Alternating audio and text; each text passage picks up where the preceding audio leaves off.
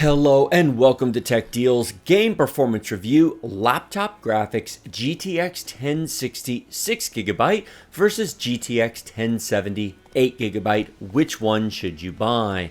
This is going to be a look at two laptops that are otherwise exactly the same in basically all respects except for the graphics chip that's included. Linked in the video description below will be both of these laptops as well as several alternative choices with the same graphics chips. By and large, the performance is going to be the same regardless of which laptop you buy, so long as it has either the GTX 1060 6GB card versus the GTX 1070 8GB card. The two laptops that I'm testing today are identical in configuration except for the graphics chip. 1080p IPS displays, i7 6700HQ 6th generation 4-core 8-thread processors with a turbo speed of up to 3.5 GHz, 16 GB of DDR4 2133 RAM, solid-state drives, as well as hard drives.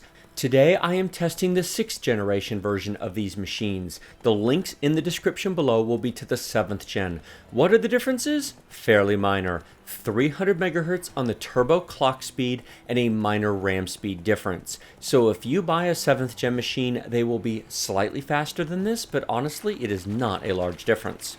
The video you're watching was recorded using an external Elgato HD60S capture card.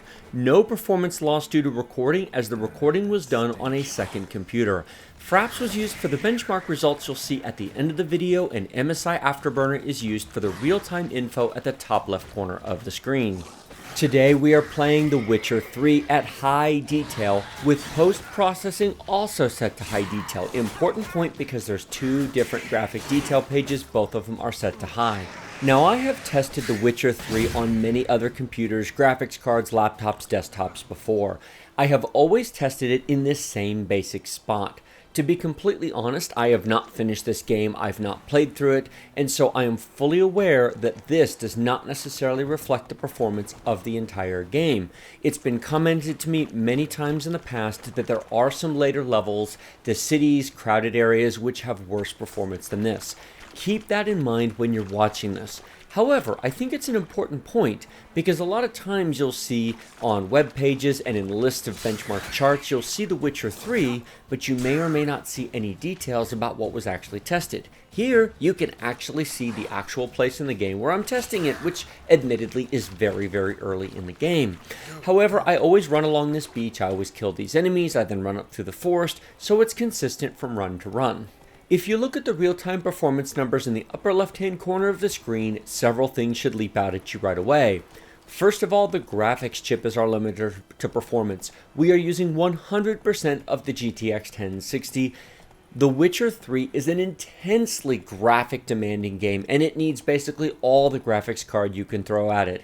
The CPU is generally under 50% usage, although it spikes up above 60% occasionally. It might spike up above 50% in other parts of the game as well. Like I said, I haven't played those, but in this part anyway, the CPU is not an issue. It's all about the graphics card. Main system RAM usage is amazingly low. I'm impressed for how beautiful this game is. At least at the moment, the main system RAM is not an issue. However, notice that we are not maintaining 60 frames per second. This game is brutally demanding. A 6GB GTX 1060 is under 60 frames per second, and The Witcher 3 did not come out last week. It is still a fairly new game, but it is, look how beautiful that my breath is taken away. This is one of the prettiest games I think I've ever seen. It is gorgeous. The trees, the leaves, the grass. I give them a ton of credit for how amazing this looks. Jumping straight ahead to the GTX 1070, let's take a look at this performance. Right away, look at the real-time performance numbers, 99%. We're using all the graphics capability of this machine. Now, I've tested a lot of different games between these two computers, and I have found situations where the laptop i7 is actually not fast enough to drive this 1070 fully. This game is not one of them. This game shows excellent scaling between the 1060 and the 1070 because at least in this part of the game, it's far more graphics bound than it is CPU bound. Our frame rate is comfortably above 80 frames per second, which is a notable improvement over the GTX 1060. This game, frankly, a 1080 would not go to waste, and I have no doubt that in the more intense parts of the game, even a 1080 might not be overkill for 1080p. For 1080p gaming in general, one of the advantages to overbuying your graphics card is future-proofing. You may or may not need a 1070 or 1080 today. Frankly, a GTX 1060 will play at reasonable detail everything on the market today at 1080p. You don't need it today to play all the games. However, do you want your laptop to last 3 years or 1 year? Do you want your laptop to keep playing games at high detail for the next couple of years? Because you can't just replace the graphics card on a laptop the way you would on a desktop, you have to replace the entire machine essentially. You might want to consider overbuying your graphics card. Yes, you'll pay hundreds of dollars more to get a 1070 versus a 1060, but you are in fact getting a noticeable bump in performance. Does it make a big deal today in 2017? No, it really doesn't. If you just care about this year, if you're the kind of person who's going to replace your machine every year anyway, well, yeah, maybe just get the 1060, it'll be fine.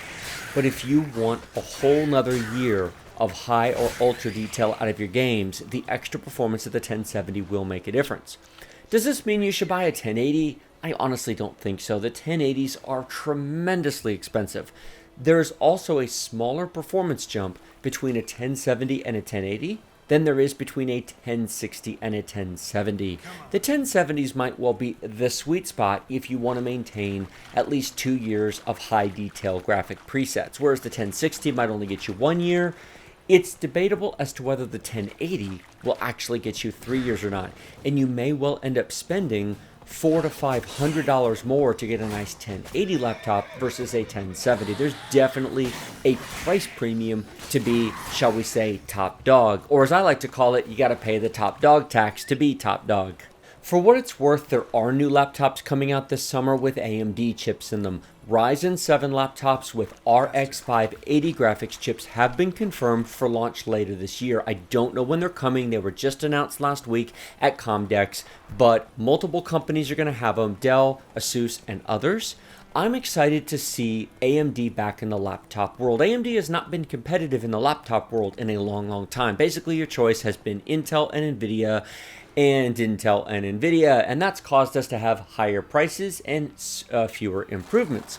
With an RX 580 laptop and a Ryzen 7 laptop coming, we might find a new option. That being said, do please keep in mind that the RX 580 is roughly comparable in performance to the GTX 1060. It is not to the 1070.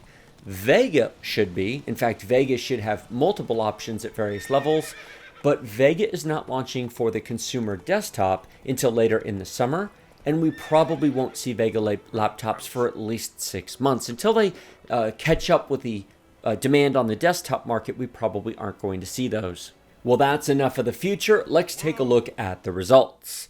Witcher 3 high detail averaged 59 frames per second on the 6GB GTX 1060 and 84 frames per second on the GTX 1070. Now it's completely playable on both, but the red bar might be the most interesting one. Averages are great, but the dips occur when you most need performance. Heavy combat, lots of stuff going on. We had a 1% minimum frame rate on the 1060 of 42. Still very, very playable, not a problem. Lower the detail down to medium and you'll get that up to 60. However, the GTX 1070 held 60 frames per second 99% of the time. That's what the 1% minimum means. It means 99% of the time your frame rate will never drop below that number. Many times it'll be much, much higher, as you can see from the average of 84, but 99% of the time, you'll get at least 60 frames per second high detail preset in The Witcher 3. Now, what about the blue bars? That's the 0.1% minimum, basically 99.9% of the time. I don't believe the blue bars are a big deal. I think the red ones are the ones you should focus on. To put it in perspective, in 10 minutes of 60 frame per second gameplay, the blue bars represent less than 10 seconds worth of actual gameplay across 10 minutes. It's an incredibly small fraction of time, whereas the 1% actually represents more noticeable dips. So, if you really want to play The Witcher 3, either of these graphics chips will do it just fine. My recommendation on the GTX 1060, Go for medium detail. It still looks very nice, but you'll get higher minimum frame rates and a better overall average. You can do high if you want, totally playable, but medium might be where it's at. What you're seeing here is excellent scaling. What this means is when The Witcher 4 or the next series of games comes out in the fall of 2017 and 2018, if you're buying a laptop today and you want to maintain an average of over 60 frames a second, that's where the 1070 comes in, is the fact that it extends the usefulness of your laptop rather than having to replace it that much sooner. Like this video if you like it, share it with your friends if you loved it. Remember to subscribe to my channel with that big huge red button directly below this video. Check the video description for links to everything described in this video, and then please consider supporting me on Patreon. This video was brought to you by my wonderful Patreon supporters. Nothing was provided by any company, no products or sponsorship was provided by anybody mentioned in this video. Thank you so much for watching, thank you so much for supporting, and I will see you in my next video.